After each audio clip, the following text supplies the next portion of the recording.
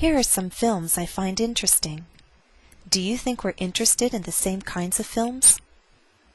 In this lesson, we're going to talk about adjectives that end in ing and ed, like interesting and interested.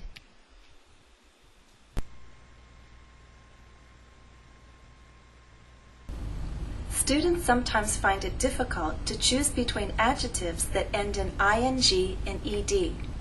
But if you understand the difference between active and passive, you can easily choose the correct adjective. If you need an adjective to express an active meaning, then we choose ing. If you need an adjective that expresses a passive meaning, then you choose an ed ending. Let's consider some other examples. Here's a movie called The Illusionist.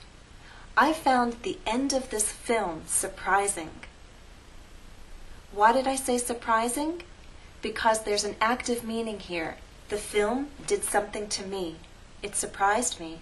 So the end of the film was surprising. Here's another film, Pulp Fiction. I think some of you have probably seen this film. Now, some parts of this film were shocking. Why did I choose shocking? Because it did something to me. The film had an effect on me. And here's another film, Speed. This film was very exciting. Now let's consider examples of adjectives with the ed ending. This is Lord of the Rings. The story is told in 3 parts, and each part is very long. The story is very good, but truthfully, by the end of each part, I feel very tired. Why do I choose tired, an adjective with an ed ending? Tired expresses a passive meaning. I'm emphasizing the effect that the movie had on me. How did I feel? I felt tired. So something happened to me. Similarly, how did I feel when I watched Pirates of the Caribbean? I felt a little disappointed. This story also has 3 parts. Now, I found the first movie, Pirates of the Caribbean, very interesting. But when I watched the second part, I was disappointed. Disappointed. Again, it's a passive meaning, and I'm emphasizing the effect that the movie had on me. Participles are verb forms. In English, there are present participles and past participles. Present participles end in ing, as in boring, exciting, surprising, disappointing, etc.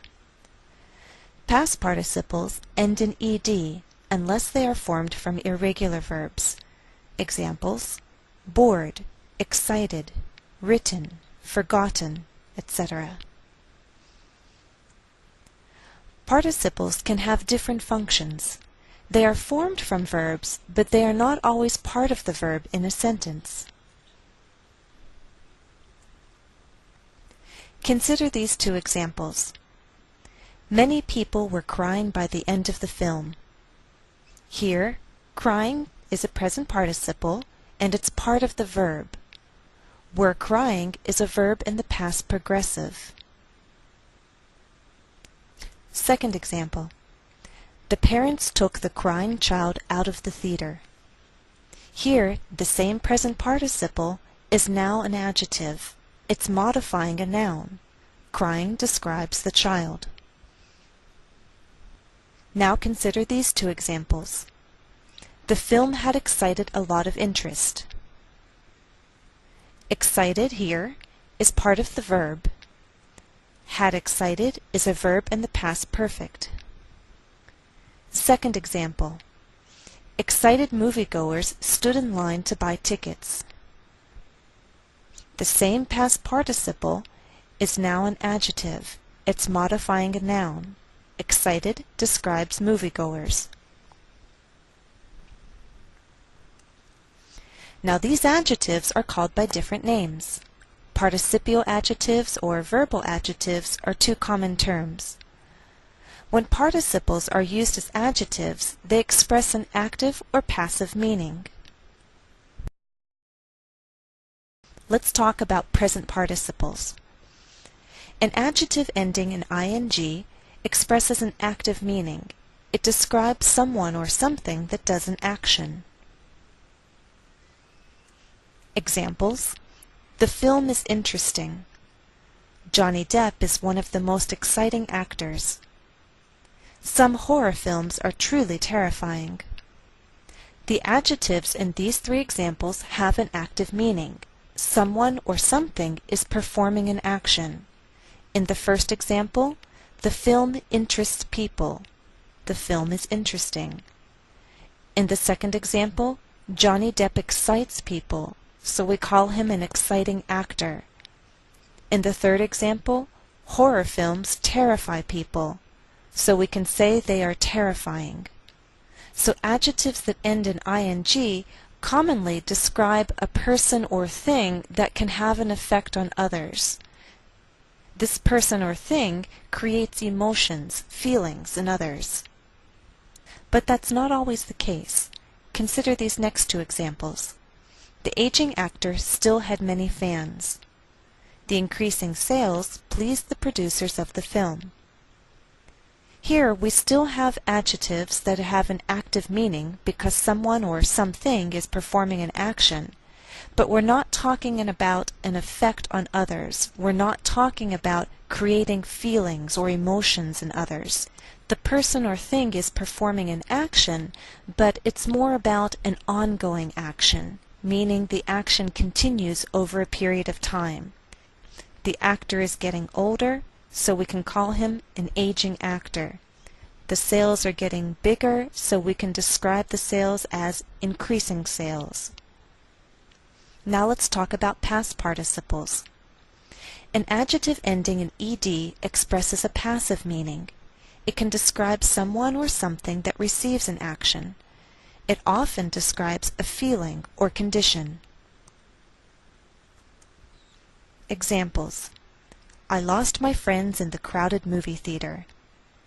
Here, the adjective crowded is describing movie theater. It's describing the condition of the theater, and it has that passive meaning. The movie theater is not doing anything, it's not performing an action. In fact, people are coming into it, so you could say it's receiving an action. Something is being done to the theater. And in the second example, subtitles are a written translation of the dialogue. Translation is being described, and translation is not performing any action. Something happened to the translation. Somebody wrote it. Somebody made it. So we can describe it as a written translation. And as I said, adjectives that end in ed commonly describe someone's feelings. So look at these three examples. I'm very interested in actors' biographies. The actors seem bored with life in Hollywood. The director felt satisfied with his work. Here's a note on word order. Participial adjectives can be used like other adjectives. For example, we can use them before a noun, as in the aging actor. We can also use them after a linking verb. For example, the actors seemed bored. Participial adjectives can be used with adverbs of degree or comparison. Example: I'm very interested in actors' biographies. Very is an adverb of degree. Next example: Johnny Depp is one of the most exciting actors. So we can say more exciting, most exciting. When I say adverb of comparison, I mean comparative and superlative forms. Participial adjectives can also be followed by prepositional phrases. For example, the actress seemed bored with life in Hollywood.